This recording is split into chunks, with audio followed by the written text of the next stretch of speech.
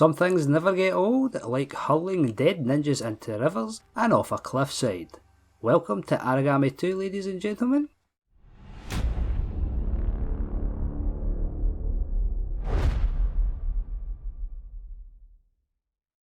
Almost 5 years since the original release of Aragami, we now have its successor. Today we're going to take a look at Aragami 2 running on Xbox Cloud Gaming Service and in particular via Chrome browser.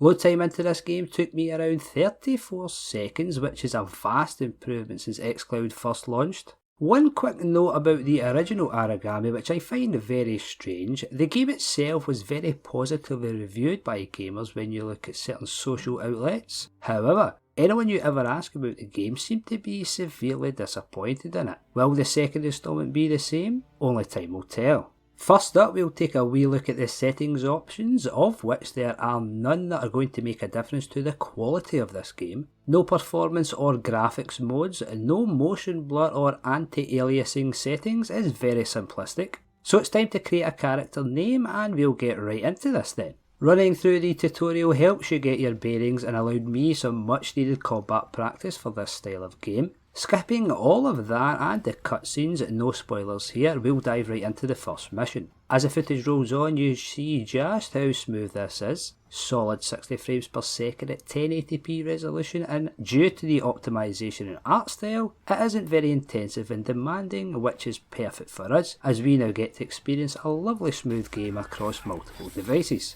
The opening mission eases you in nicely. You have a choice to sneak around assassinating enemies while using your Shadow Leap ability to traverse the environment around you, or you can go in all guns blazing and experience the difficult to master combat system in the game. For instance, these were my first attempts during the tutorial mission when getting to grips with the combat. Died again, yep, you guessed it, died again. However, after a bit of practice, you finally get the hang of it, and it is very rewarding when you string the actions together nicely, parrying, dodging and attacking in any order to down your enemy. You may think sneaking around or straight up fighting may become very tiresome, but the introduction of the ability tree after you complete the first mission really spices things up. Take some time reading through these and find the best ones for your playstyle. I'm heading in the sneak direction, so I will aim mine towards that particular playstyle, but you can also change it up entirely if you like by resetting your abilities. That will cost you some gold coins, which you will find randomly laying around during missions, but offers you that change of scenery if you ever wish to do so. You also have the option to play online or cooperatively with friends. The full campaign can be played in this way if you like, or if you're a soloist like me, then just ignore this section entirely. Remember, crossplay is enabled on this one, so you should never struggle to find a group, but looking at the session list doesn't inspire confidence that this is very popular upon release.